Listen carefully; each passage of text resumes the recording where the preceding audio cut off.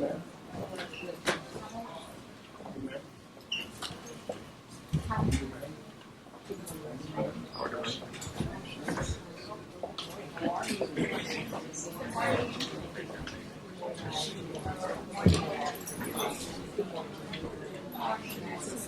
ready.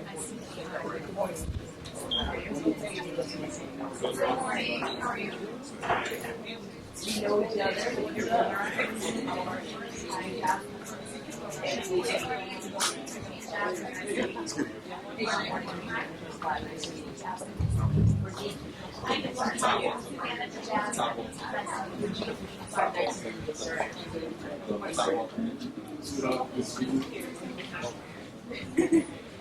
Tall people stand in the back, please.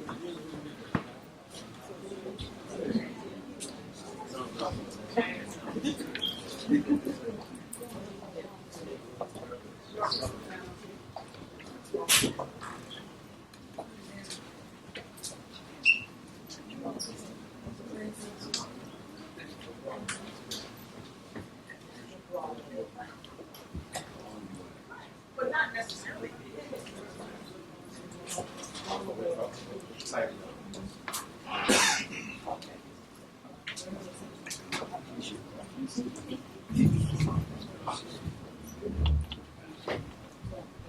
We do get a financial transaction tax. Absolutely. We need some money. We need a financial transaction.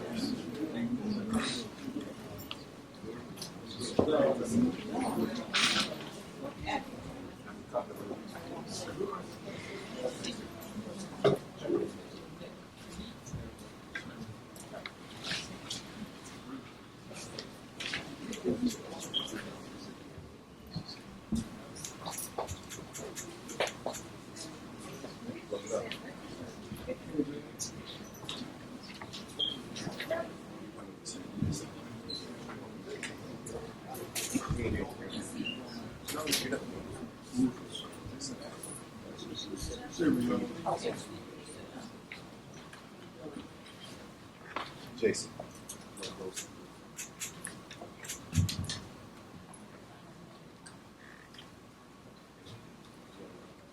In the last few days, we've had meetings with the families, the Sterling family, and their attorney in Baton Louisiana, and Attorney Phil Fields, Attorney Jordan, ministers in that city. We talked yesterday and today with Diamond Kendricks, the young lady who did such an excellent job of filming the execution in Minneapolis. Her attorney was Attorney Larry Rogers Jr. from Chicago. We talked with them today. We expect to see them later on today in Minneapolis. We're bringing a broad lot of leadership today to begin to wrestle with how this issue of violence manifests itself here in Chicago and beyond. Big focus last week on the Orlando massacre. The 49 people were killed and all 50 were killed. But the week before, the report came in 66 were killed in Chicago in May and 72 in June. With hardly notice whatsoever. Our lives really do matter.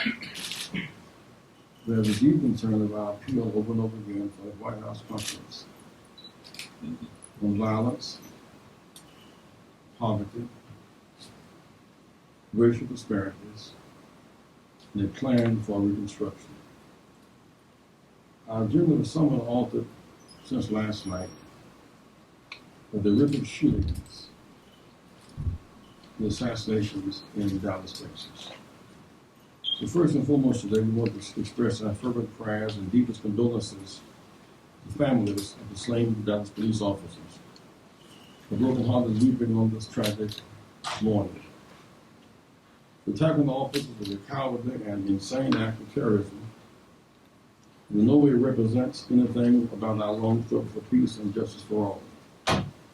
I condemn the acts of this madman and madmen in the strongest terms. Our movement will not compromise the moral high ground of nonviolence. Never. These are perilous times for our nation. The environment has been poisoned with the anti-black, anti-police, anti-Hispanic, anti-Muslim, anti-Semitism rhetoric. Violent conditions and words breed violent behavior. There's the broader issue of easy access to military-style weapons and mentally challenged people with few treatment options that might finally deal with these mass shootings are able to stop. There's much work to do. While we mourn the brave police officers of Dallas, we must not be derailed from the struggle to end the pattern of black men being executed. Louisiana and Minnesota style. Too much violence, too much fear, make all of us less secure. Our focus has been the need to address the issue here in Chicago and around urban America. Let us not forget that before there was a killing in Minnesota and in Baton Rouge, the camera became the eye of justice for us and the arbiter of justice. There was Trayvon Martin in Sanford, Florida, and Biella in New York shot 41 times in the back, and the Fruitvale killing, and Rodney King, and Quan McDonald. For the most part, those who killed us with impunity. They walked away without accountability. Jason has been indicted in the Chicago killing of McDonald, but the police who filed false reports are still on the force. The FOP discipline code determines the behavior of police and their life options. So while we sincerely mourn the loss of police officers in Dallas, we want to make it clear that plot to kill police does not identify with our struggle for justice whatsoever. Our struggle for nonviolent, discipline, legal action, working continue to do so we intend to show our actions in mass November 8th, not shooting people, because we reject that idea. I want Ms. Robert from Urban League to share with us words, and Mr. Rufus from the Better Boys Foundation, and Sister Mary Collins. You see any more of that coming, or what kind of words can you say to stop that? Because all of a sudden it's going to be us killing the cops killing us, and back and forth, and it's only going to be. Well, but worse. one thing is that even as you look at long-term solutions, you got to deal with things in the short term. Mm-hmm. But I've lived long enough to remember. It's because I'm not a conspiracy theorist and all that, but see, I've lived long enough to remember how the FBI infiltrated communities, created the environment by which we had to turn on each other. And somebody had to think through that. And so there's just too much happening all that. It's critical in this time of chaotic actions in our society, in our nation, that we understand that we must have accountability, that we cannot have wanton violence against black males. We have to understand that whether guns are held by officers of the peace, held by citizens, held by criminals, they are to do one thing, and that is to kill. And we cannot kill our way into a better society. It's crucial that we take this time, this moment, and hold ourselves accountable for the kind of society that we've become and the kind of society that we want to become. That's all.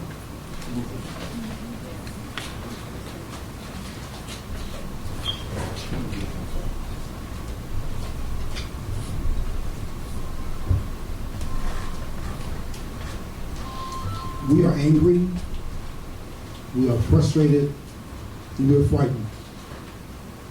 The events that occur where black men are being killed by police concerns us all. We feel badly, very badly, about what took place with the killing of officers in Dallas yesterday. We feel for their families. But let's not be distracted by the point of all of this, and the point of all of this is what's been taking place with black men around the country at the hands of police officers. This is not okay. This has to stop. There has to be accountability. When we look at crime that happens in our black communities, whether it's inflicted by officers or whether it's inflicted by others, we recognize that all of these things take place in the context of abject poverty, of disinvestment, of hopelessness, of institutions and policies that have continued to press upon black people that need to be corrected. We continue to press forward programs, but we in fact need policies that change this. We need policies that stop people from killing people. We need policies that stop police from killing our people. We need policies that ensure that there's accountability for each and every time that black people are killed. It cannot continue to be that these are justified. They are not.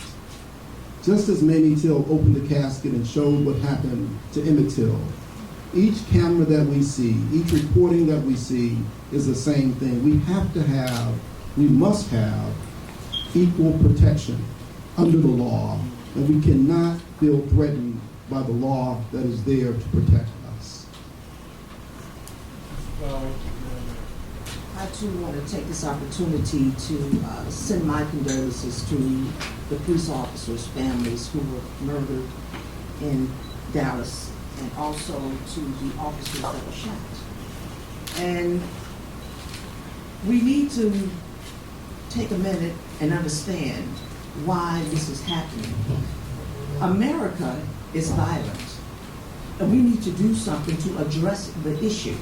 We have not had a real conversation about how we got here. And we need to be able to sit down and talk about the segregation, the lack of education, the lack of jobs, and the punitiveness that's happening only to African American people. And why is it only African American people that's being negatively impacted by police brutality? We must do something to prevent the killing. We must put education, job training. There has to be a conversation, ladies and gentlemen, because America is too violent, and our children, those people that got killed yesterday were all somebody's children. And we need to do something immediately to address these issues. Thank you.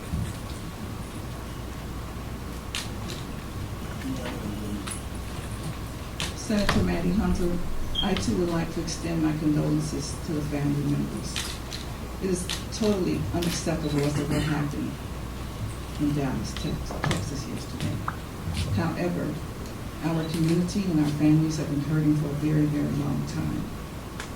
We have not placed as a priority education, social services. We have troubled families who are in crisis. And we as legislators have been passing all kinds of bills to address these issues. I've been a legislator for 14 years. And all of a sudden we can't find the monies to implement. We can't find the resources. This is totally unacceptable. Even when we pass legislation, it is not fully implemented. You know? So we're spinning our heads on this thing. We got to come together.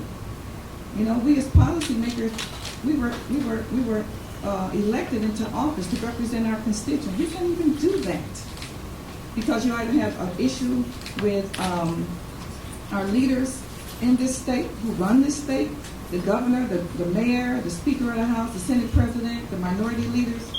Everyone has their own agendas. They can always find money for the resources that they need to spend money on. But when it comes to our community, there are no resources. It's not a priority. Thank you very much. Richard Boykin, Cook County Commissioner, District 1. Let me thank Reverend Jackson for convening us. W.E.B. Du Bois said that the problem of the 20th century is the problem of the color line. I take it even further and say that the persistent problem of the 21st century is that of color. And what we saw yesterday in Minnesota, what we saw in Baton Rouge, is horrific. The governor of Minnesota said that had the passenger and had the driver been white, they would still be alive today. That is an indictment on all of America, and we must do something about this. The dual aspects that a black man faces living in America today is either being gunned down by somebody who looks like them, who is black, or being gunned down by police officers operating under color of law. That is wrong. We saw that during slavery. We saw that during Jim Crow segregation, where basically black lives did not matter. Black men were targeted by police unfairly. We must do something about this. We must say that everybody's lives matter. We must respect life first and foremost. And I'm pleased to join with Reverend Jackson. We're going to come up with a set of solutions, a set of demands that we will demand of the governor, that we will demand of the legislature, of the Cook County Board, of the city, and the mayor. And those lists of demands will begin right away. Thank you so much. Let me say, we open up Thanksgiving comment, and I want to say to those who've been demonstrating here and around the nation, keep marching. One thing we cannot do under pressure, that is to adjust, be silent and rationalize, but it's all right. Keep marching. Don't give it the moral high ground of nonviolent marching. Today there is a preoccupation with the killing in Dallas because our hearts are heavy at the thought of innocent police being killed. But don't forget, I talked this morning with a young woman in Minnesota who watched her boyfriend shot to death before a child. We talked to the Sterling family who watched on television their dad slammed to the ground and killed. But they joined a chorus of victims of police behavior. That's illegal. In Chicago, by the way, we lost about $750 million in police misconduct settlements. We lost more money in police misconduct than the teachers are requiring to not strike. Police misconduct costs. It costs money and it costs credibility. And so we want to separate ourselves from the killing in Dallas and the killing of whoever that was. That assassinating police is not a civil rights strategy. It's wrong, it's immoral, it's terroristic, and that must not be allowed to happen. And it didn't happen because police were not being rude. It happened because someone used a high-powered weapon and was having no defense. A young man walking down the street last night had a naked faucet on his chest. He was showing all over the world on television. But he was not the guy. He turned in, he said, I have the right to carry it. He had the right to shoot people down. He turned it over. These weapons in Texas, if you get you can register to vote with a gun registration, not with a student ID. The glorification of guns in that state is haunting us all. Friends, thank you very much. Thank you.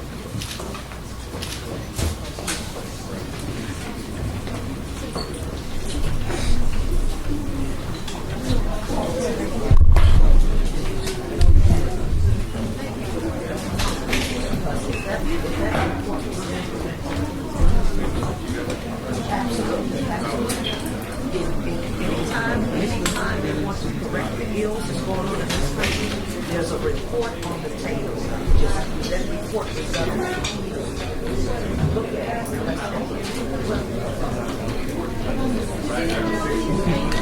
Well, I was 65.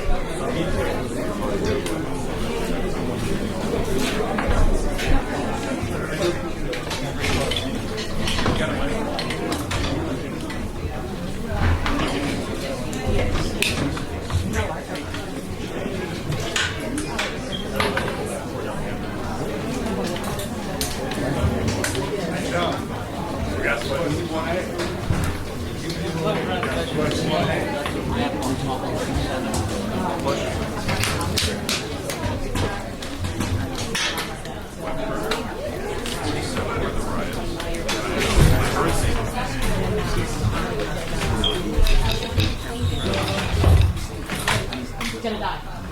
I'm gonna get it.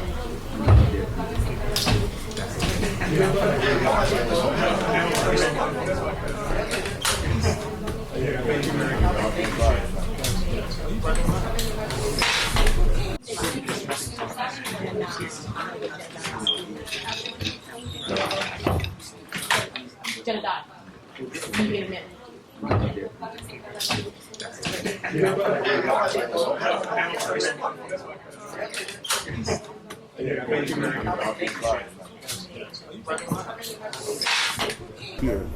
are not as important just because 49 didn't get killed at one time. Well, still, you know, and so people feel this level of neglect.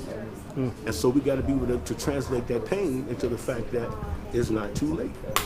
The White House still has resources, you know, for jobs.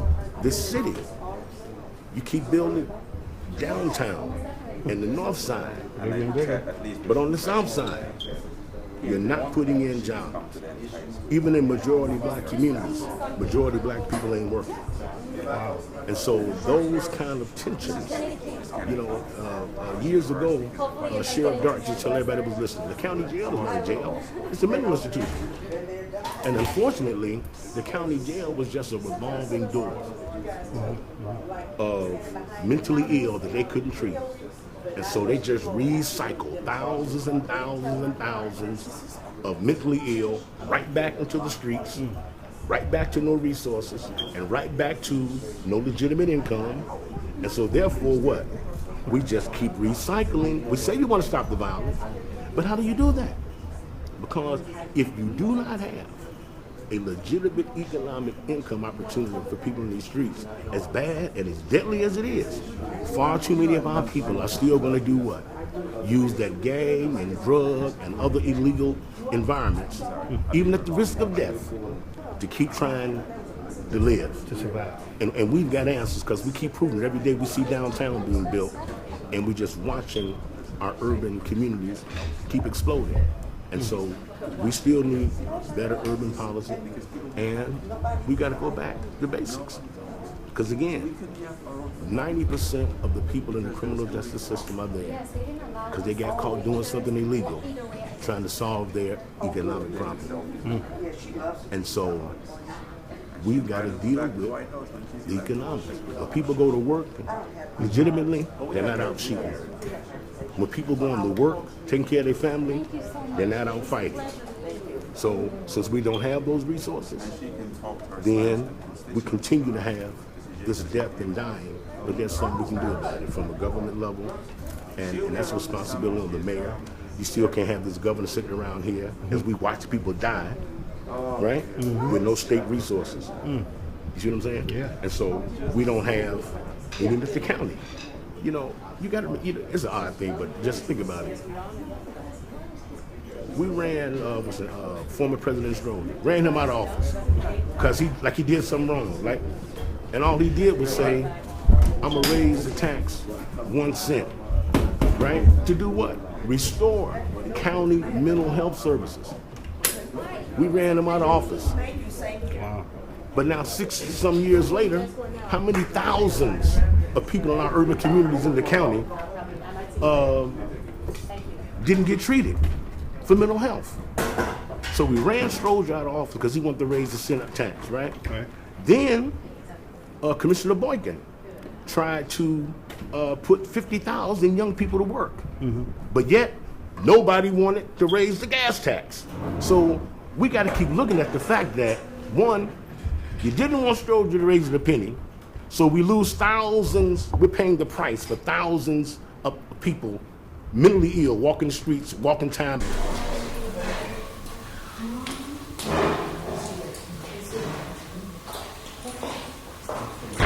Jackson, how you doing? Don Chicago. I want to thank you for taking time to talk to us today. In light of what happened, you just tell us a word of inspiration on what we can tell the people out there not to do this tit for tat. In other words, we had that terrible situation in Dallas with the police. Do you see any more of that coming, or how can we avoid it? Well, first of all, condolences to the family. Yes. The assassinating police is not a strategy. It's foreign to us. That's a terrorist act. We don't identify terrorism. The agenda must get back on what the protest has been about, is the police killing black men without accountability. The execution of Baton Rouge. Execution of Thomas Mainland style. And all of it did is administrative leave. Hey. Trayvon Martin, Diallo, white kids. The issue of blacks being killed rather than things that must stop. Blacks being profiled and harassed must stop. Filling up jails and closing down schools must stop. So our struggle is again a struggle for racial justice, for the end poverty and the end violence. Thank you again. Thank you, sir. Safe journey. And be blessed.